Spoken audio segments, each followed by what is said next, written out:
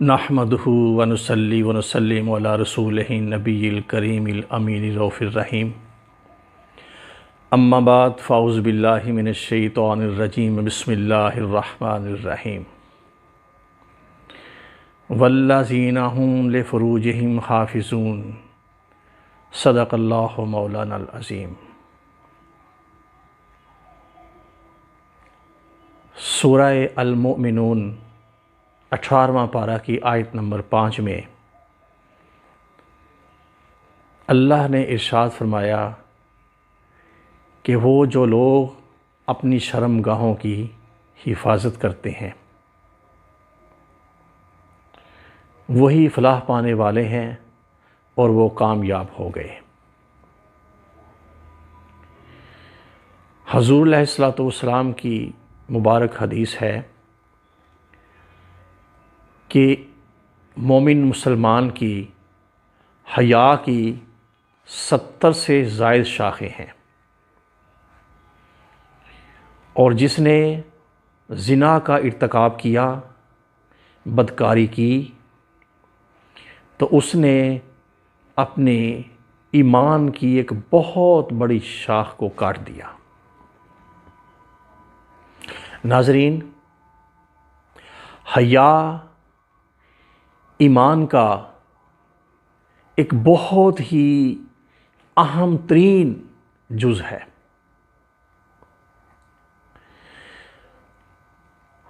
اور ایک صحابی سے مروی ہے، اور کتاب مکاشفۃ القلوب میں حضرت امام غزالی علیہ رحمت اس روایت کو لکھتے ہیں کہ حضور کے ایک صحابی نے یہ روایت کیا کہ زنا اس قدر اللہ کے نزدیک بدترین گناہ ہے کہ اگر زانی آدمی موت سے پہلے توبہ نہیں کرتا تو 6 آفتیں اس پر مسلط کر دی جاتی ہیں۔ 3 آفتیں اس دنیا میں اس پر آ کے رہیں گی، اور 3 آفتیں آخرت میں اس کا مقدر بنے گی۔ جو دنیا میں 3 آفتیں ہیں، نمبر 1، اس کی روزی تنگ کر دی جاتی ہے، اس کے رزق سے برکت اٹھا لی جاتی ہے۔ نمبر 2، اس کی زندگی سے، اس کی عمر سے برکت کو اٹھا لیا جاتا ہے، اور اس کو توبہ کی مہلت ہی نہیں ملتی، اس کی عمر میں کمی واقع ہو جاتی ہے۔ اور تیسری آفت کہ اگر وہ اپنے اس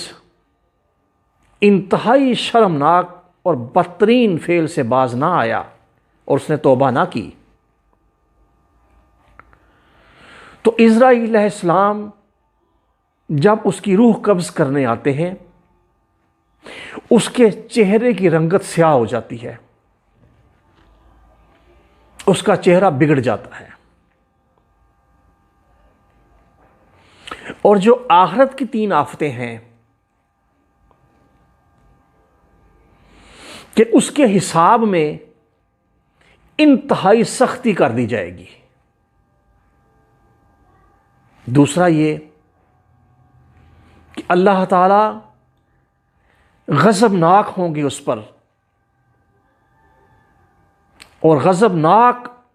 نگاہوں سے اس کی طرف دیکھا جائے گا۔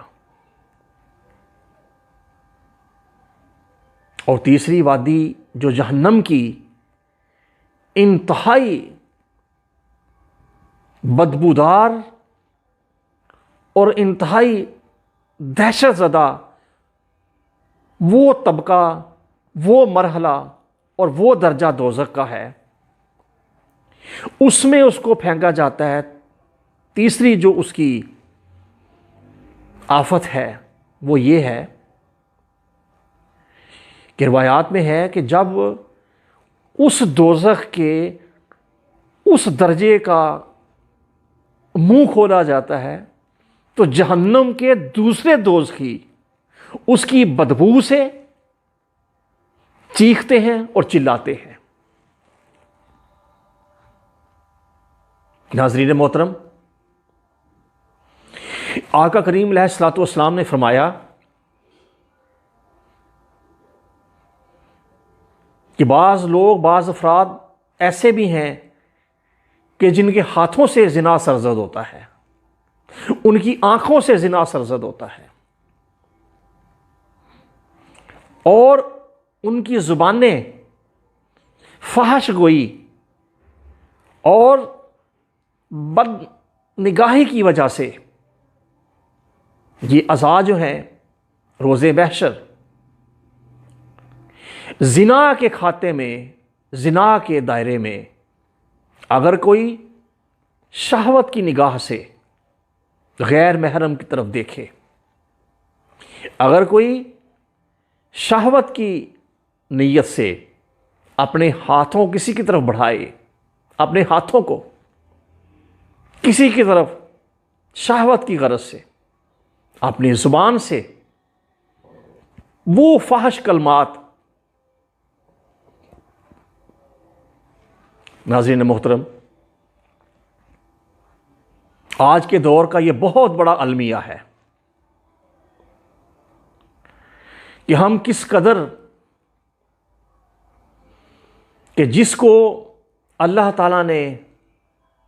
اس کے حبیب علیہ الصلوۃ والسلام نے انتہائی ناپسند فرمایا، اور شرم و حیا ایک مومن مسلمان کے لیے بہت ہی زیادہ ضروری ہے۔ ہمیں خود کو اور اپنے خاندان، اپنے گھر، رشتہ دار، جہاں تک ہماری پہنچ ہے، ہم اس بدگناہ سے، اس قبیح اور انتہائی نقصان دہ گناہ سے دنیا اور آخرت میں جو تباہی کا باعث بنے، بچیں اور اپنے متعلقین کو بھی